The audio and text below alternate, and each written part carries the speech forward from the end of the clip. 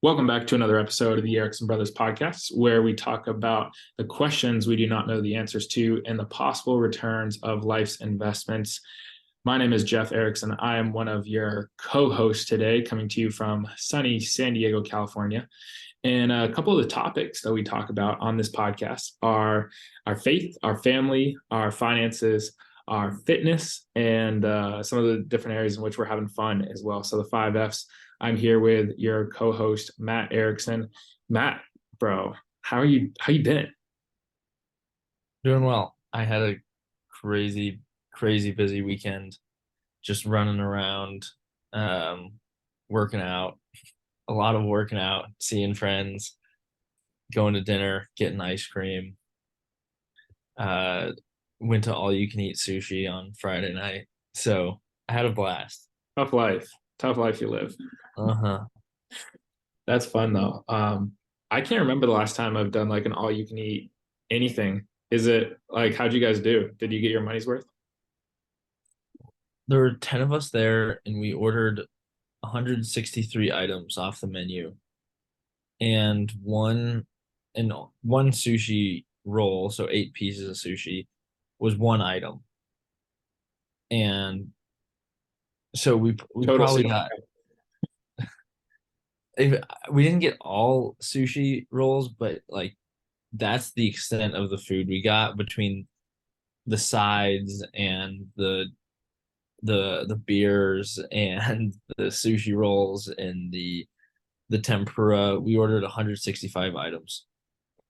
And yeah, just had a great time and probably ate too much. I think I was asleep an hour and a half after finishing the food. And it kind of ended it was the start and end to my night, but it was a great time. Hey, that Yeah. honestly, it sounds like a good night. Just hanging out with friends, getting some beer, eating a lot of food, and then just going to bed early. Just going to bed. I think I was asleep by like 11:30. But yeah, that was a great time. And then yesterday checked out a new church, and that was super interesting. I've been going to a Presbyterian church that's very formal, and I really like it, but I got invited to this one, so I am checking that out too. And just the differences in the way that people worship has been it's cool to see just how different it can be. But yeah, that was a big part of my weekend. Cool. How have you been? That's been good. Yeah, we're recording this pod here on a Monday.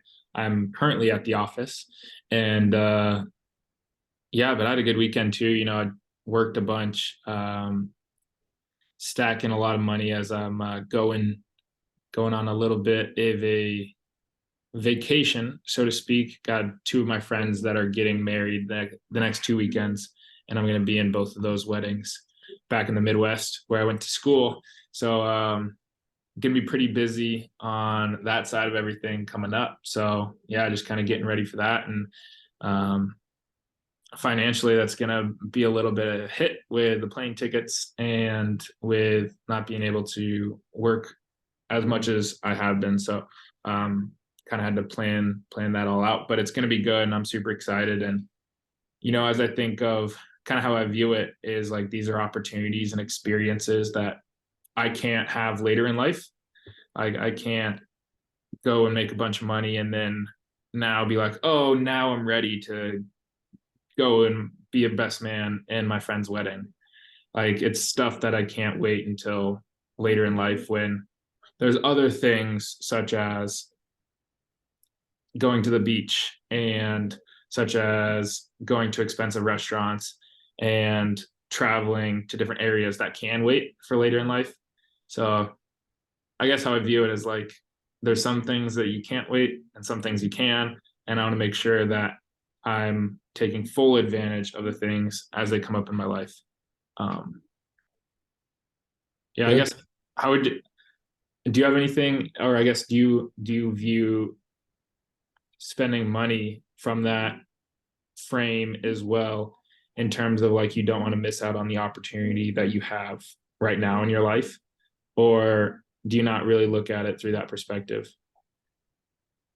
Well, yeah, I think there's definitely opportunities now that I won't be able to have when I'm older, like going to dinner with friends. I think that that never ends, but I think just the ease and the simplicity of going to dinner and then going to play a board game and then going to get ice cream, just the the appeal to that is just priceless to what the actual cost of the meal or the ice cream is.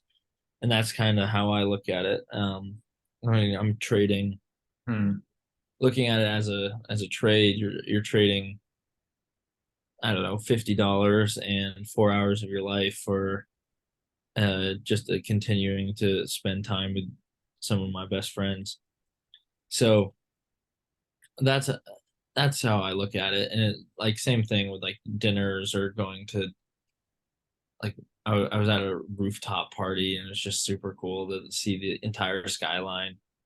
And it's just like stuff like that that at my time of life, given the freedom that I have, it's good to take advantage of. So Yeah, yeah, it's kind of something we talked about a little bit before on the podcast, but experiences can have dividends, right? Your memories can have dividends, right? And being able to relive an experience of a rooftop party in New York City in the summertime with your friends is an experience that, as you think of it, it can make you feel good and it can make you enjoy that experience again as you kind of relive it in your head. So, I think being able to almost like front load your life with experiences, make sure. I mean, that's like for example, like going to Europe last summer and playing semi-pro baseball in London and traveling all across Europe and going just traveling by myself. I mean, I think about that as it comes up, and I think about the great time that I had, and it was worth all of the money that I had at that time. Um, but yeah, experience dividends. That's what I got. mhm. Good, good. So one thing I've been reading this book. Uh, it's a pretty famous book. It was called the Road Back to You: An Enneagram Journey to Self Discovery, and it talks about the different personality types that this guy he breaks it down from a faith perspective. But the Enneagram is a they've divided it into 9 different personalities, and there's and then you can show different personalities when you're safe versus when you're in an unhealthy version, or there's good and average and bad versions of these personality types, and Mm, pros and cons. And the whole idea is that not one of them is not better than the other, but that they're all different, and it's important to recognize which one you are so you can uh you can identify trends and then be able to act appropriately given your personality type, and also you can grow from it. So I'm about halfway through right now. I've read through 4 of the 9 personality types, and there's a few that definitely appeal to me more, but I don't think I've read the one that's going to be my set one yet. I think mm. that in it'll be interesting to hear what my takeaway is after the book, but partway through the my thought is that when you're going well and things are healthy and you're in a good space, like you can show personalities, or you can emit qualities of uh healthy people in all different personality types. You can be warm and friendly and committed and energetic and outgoing and thoughtful and all these things, which is great. But I'm trying to pay attention to what those personality types look like when things aren't going well, and narrowing in on one that I identify with when things aren't in tip top shape. And I think ultimately that will be able to help me grow rather than picking out things when things are going well. So the one that there's two that I identify most with, and the number is, so far I've read, is the number 8 personality type, which is the um let's see, it's the challenger, and then the number 3 personality type, which is the performer. So I won't get too into it, but there's advantages and disadvantages to all of these personalities, and or just characteristics. So Does it talk trying, about how one personality is the best for business, and like what personality type serves you the most in the business world? uh no, but he said that the three personality type, the performer, a lot of them are workaholics, because they care so much, and they feel that their love from others can be earned by what they do. So it says a lot of people that are threes are good investment bankers. They're good lawyers. They are, like an example of a three is Tom Cruise or Taylor Swift, I believe he said. So just these high performing people, but they have their downsides. I haven't gotten that far yet, but it's it's interesting to read about. But they say when you're in, yeah, Taylor Swift, Mitt Romney, and Tom Cruise are all threes.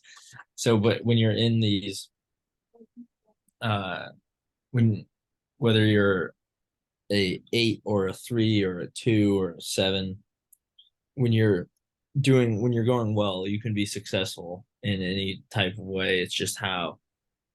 So no, there isn't one that's best for business, because business is so broad. But there's the just based on, like, some are more in tune with their emotions and more keen to recognizing others' emotions well, which would definitely be good for business. But then there's also personality types that are better at getting things done and Hmm. uh, prioritizing tasks, and uh, being efficient with their time, and multitasking and things like that. So uh, very interesting.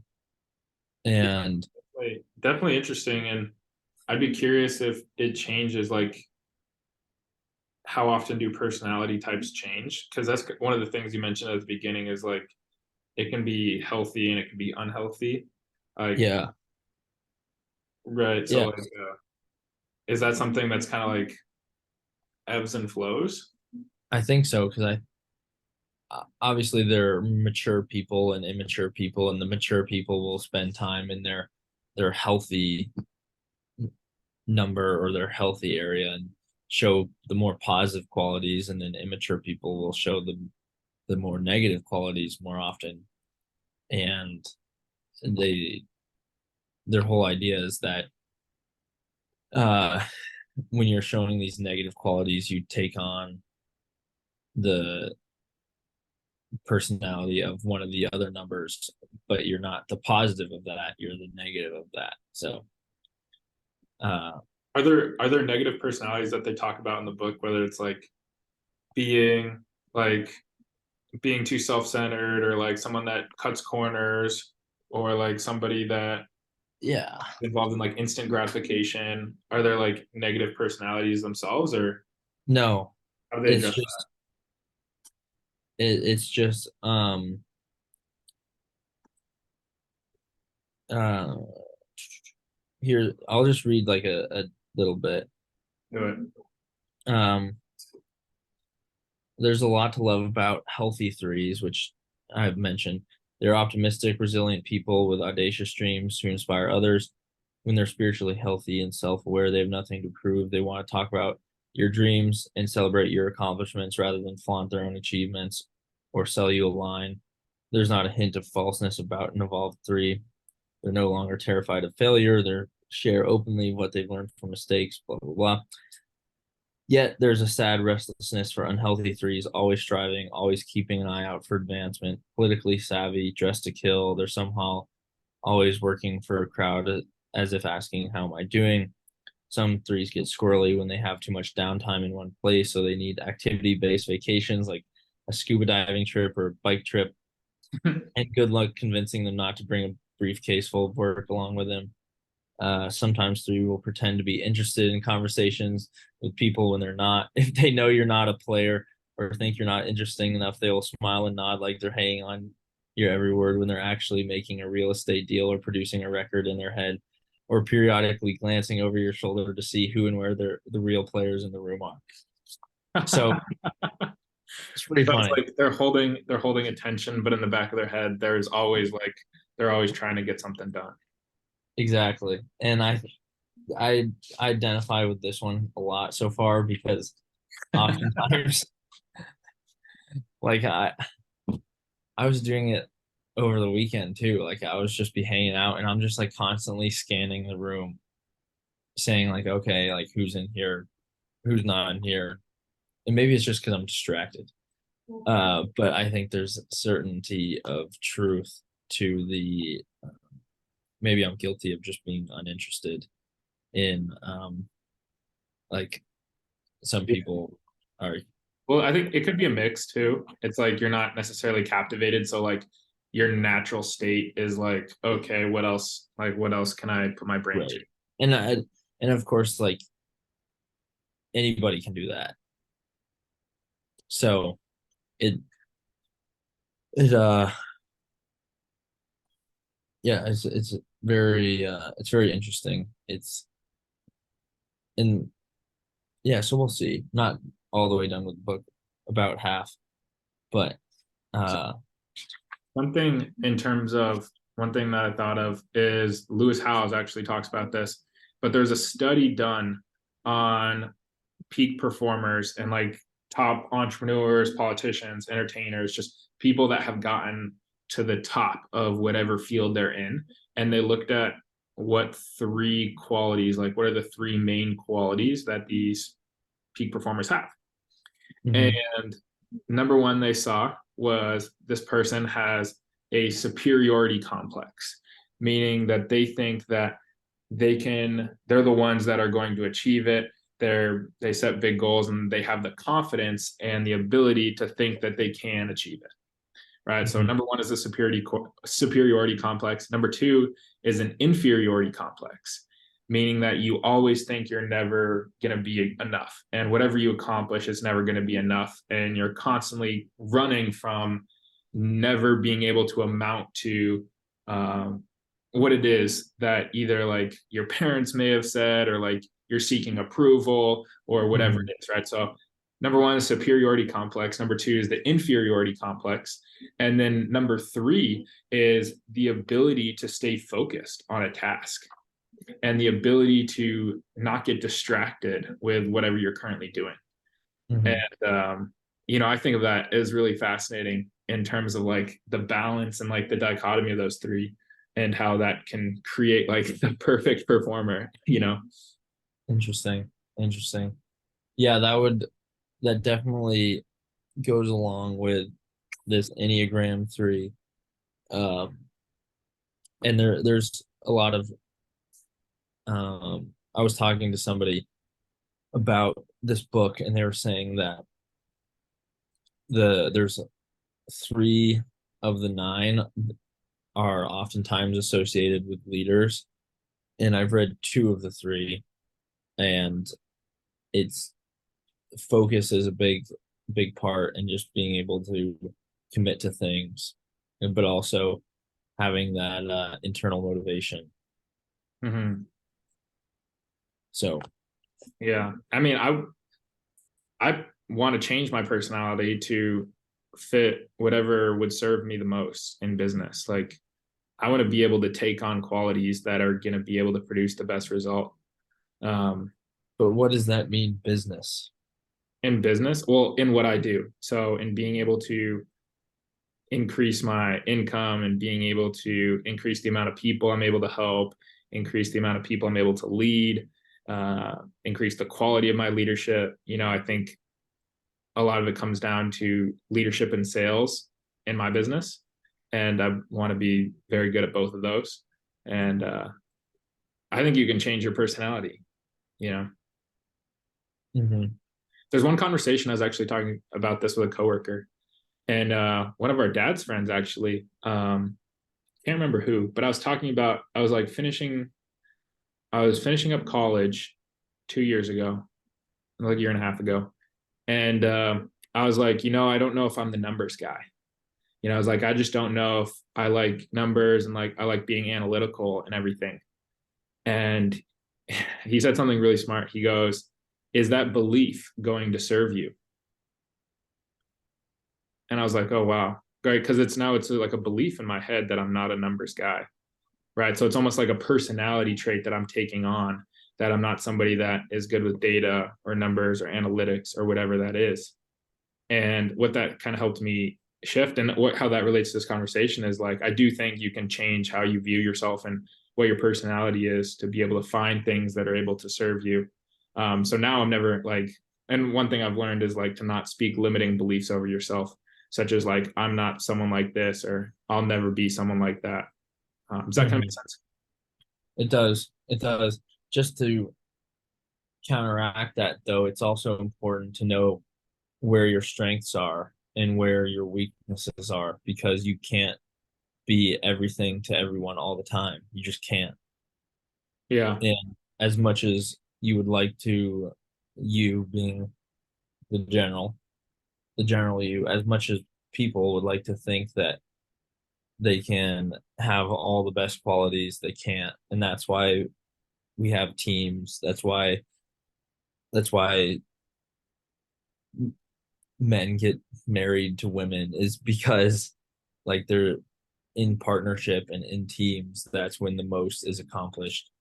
And having the humility to know that, okay, I'm not, even if I'm not the numbers guy, someone else can be the numbers guy. And I have humility to recognize that. I trust, I have faith in them to get their part done, and I will get my part done.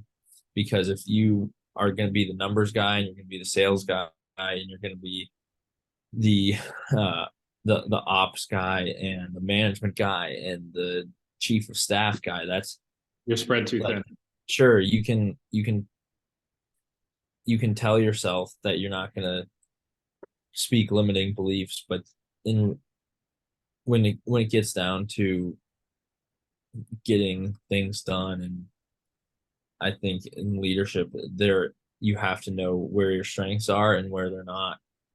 And that's okay. Like that's the whole that's part of it, is just knowing like where where you fall short. And in this book it talks about like that our negative qualities actually show like our need for God. Because if we didn't have negative qualities, if we were able to be everyone to everyone all the time, then why would we ever need a Lord and Savior?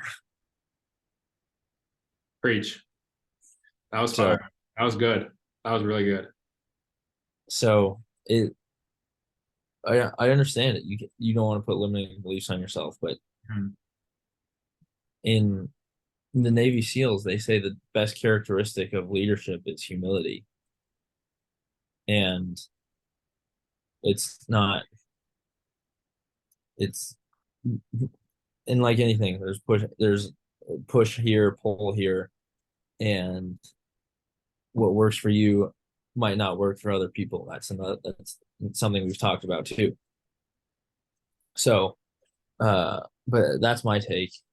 And I think that that's why I'm reading this book, is to know where my limiting aspects are and how I can be best served in a team and how I can surround myself with people that will help my goals because I know I'm not perfect in everything. Yeah. Yeah. Oh, that's good. That's good. And it's important to think of that in terms of like you don't have to have everything together in order to succeed, so to speak, or like in order to thrive in the business. Because one thing you mentioned, I think there's two things you mentioned. One thing being that you can build a team and you can have a support system that's able to kind of take things off your plate. And then the second thing is you don't have to have everything going together, because on the spiritual side, it allows you to realize your need for God. Um, wow, that's good. That's good. And it's important. It's important to have these kinds of conversations. I don't even know if I would have ever asked you that had we not been on this podcast. It's important. It's important to be able to have these conversations, because I think a big thing in life is just how it's like the lens in which you see the world. I think that's, I think, I think you can see what people are thinking about. Like, I'll say that again. Yeah. I think you can see what people are thinking about, because all you have to do is you have to look at how they go about acting in their life and what their life looks like and how they go about treating people and what they go about doing with their time.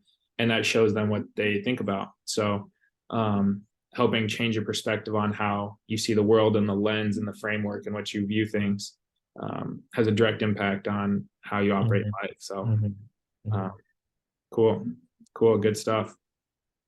Good stuff. Well, yeah, I mean, I think we covered a good amount. Good amount. Should we dive into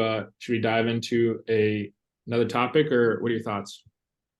Oh, just going off of that, it made me think of just someone in my life that just makes excuses all the time. Like, you ask them if you want to do something, and they say, well, like I did this and I did this and I really want to do this. I don't know. I was like, so your answer is no. And he's like, yeah, it's no. I was like, just tell me no. That's a perfectly fine answer. But he just had this like roundabout way of answering it. And it often comes off like that. And just read what you said about reading into people, and how they act is just, it made me think of this one person, and how limiting it is to one, not be able to say no, and two, actually saying no. It's like guy, like, stop justifying why you don't want to do it. Like, it's okay, you know. Right, it's like, dude, you've said 15 words and there's been 3 excuses out of your mouth. Like, no is a fine answer. I'm happy with no. Just don't tell me the excuse, because the excuses aren't real. It's just, what's the answer? So I've been more aware of where I'm making excuses in my life, just even subconsciously, about what I do or what I don't do, and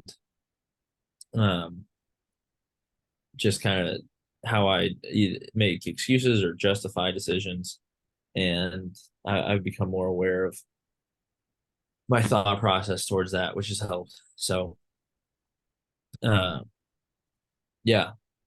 So, for example, I think yesterday I was coming from the gym, or no, I was actually at work yesterday, and it was 3:50 and the church service started at 4. And I was like, oh man, I don't have time to walk to church. Maybe I just shouldn't go because I don't want to spend the $10 on the Uber to get there. And then I was like, wait, what? I was really not going to go to church because of $10 for an Uber. And the thought of walking and it taking 20 minutes and me being 10 minutes late sounded so foreign. And I was like, no, this is not what we're doing. I'm going to church. I'm going to get in the Uber and I'm going to show up on time. Like that. Let's really think about what the decision process is here. But there's been times maybe not church specifically or Uber specifically, but you make one dumb excuse for missing out on something, or you make one dumb excuse for doing something you shouldn't do. So it it's just all for me, it's just like keeping the main thing the main thing, and um just having the awareness for that. So that was Yeah. another anecdote, but No, I mean, that's good. That's good. And it's keeping the main thing the main thing. You know, you had that as your wallpaper in college. And that was the first time I'd heard that, when you were focusing on baseball, and when that was your main goal, and mhm, you had that as your wallpaper. And I was like, oh wow, like that's so true in life. Is like, again, kind of going off of the three qualities of high performers, right? One of those qualities being able to stay focused and be able to say no to things that aren't going to get them closer to their goals, or not going to be something that aligns with who they are. So um yeah, mhm, definitely mhm. definitely applicable. Yep. And I think being young in life, we don't need to have the right answers to everything all the time, but just with time on our side, I think that we can get so far with just over time making good decisions. Not we don't have to have the pressure to make the best decision all the time. That's too much pressure, but just making good decisions over and over again, like at starting at 24 and 23. I mean, actually, we've been making good decisions since 6 and 7, but like the way that it's compounded, just to continue to build off small decisions that are favorable. Hmm. Uh, so Yeah, yeah. I mean, that's, I can apply to relationships that you have. I mean, the first thing I thought of was my relationship with my girlfriend. And this past weekend, I was asked to go out. They were all going downtown. My friends were going downtown and going out to the bars, and they asked if I wanted to come. And I was like, no, like I don't really want to get drunk, and I'm not really looking to talk to girls. So I don't really see any value of going out to the bars. And it's like really thinking about what your decisions could lead, because it's a mhm. slippery slope once you start making bad decisions, and once you start rationalizing those bad decisions in your head on why they're actually okay. And I mean, it's Yeah, a slippery slope you can go down. yeah. Well, one of my buddies, he's become a really good friend since moving to New York. He has a girlfriend, and he'll come to dinner with the boys, but he goes home after dinner. And so he doesn't miss out on the relationship with his friends. He still comes to dinner. He has a great time. He he has the one or two beers, or he partakes in the bottle of wine. But when it's time to either go to the bar or do something else, he just goes home because he knows, like, and he trusts himself and he trusts his girlfriend, but he doesn't want to put himself in that position. And I think it's really admirable, and I think what you did is very admirable as well. And I think that it's that line isn't the same for everybody. Like maybe like some people can feel comfortable going to a bar with a Mm-hmm. girlfriend, but some people can't. Like that's just it's going to be different for everybody. So Yeah. Well, I think about it in terms of like, what would the adversary want me to do? Like, what would the devil want me to do? And the devil would be want me to be like, oh, like going out to the bar once is okay. Oh, just having a drink here, like that's okay. Oh, just be like, I'm just in a conversation with another girl, like that's fine. Like that's not gonna hurt. Like just getting a mhm. drink and talking with girls, and like I'm in my friend group and they're in their friend group, and that's okay. And like I think the adversary like wants us to start like getting little inches on us, and then over time those little inches are Yeah, gonna be something that is going to be pretty yeah, substantial. So yeah. again, But just the like, lens in which I see the world. right, I agree. But I also think that there's like growth. We'll take the girlfriend example outside of it. In life, what I found is like hardly ever are things just black and white. And when I'm in that gray area is when growth happens, whether it was like stepping out of your comfort zone or taking a chance on a and like applying to that college or trying out for that team and taking risk. Like that's not a black or white situation. That is gray, and there is growth there to be had. So in going back to the girlfriend example, I think that like the adversary wants you to make it black and white too. I don't know. I think I guess there's a way to there's because I'm leaning towards the side that you don't want to miss out on the time you have with your friends, living with them and hanging out with them. And I don't know what the rest of your day looked like before or after, so I don't know if you had that quality time with them. Yeah. But like if So like you are, not to limit experiences just because of the slight chance of something might happening.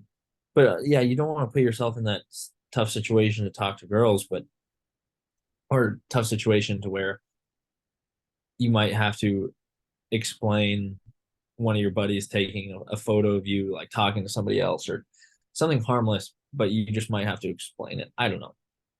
You get the idea. I do. I do. Well, I don't know. I think it's it's different for everybody, but I think that automatically ruling out time with your friends, yeah. like maybe you go to that first place but not the second place. Mhm. I don't know. I actually I don't know. Maybe I'm And our views will probably change on topics as Mhm. people's views change over time. Yeah, and maybe just the environment I'm in at this time leads me just like, hey, I have a lot of friends here in the city. I'm not dating anybody. Uh or I'm not dating anybody. There's like I do enjoy going out and hanging out with my friends and having a good time because I have that freedom. So I'm probably coming from a place of freedom and not having an intimate relationship with anybody else on the planet at the moment. Um, but yeah, Yeah. that's Yeah.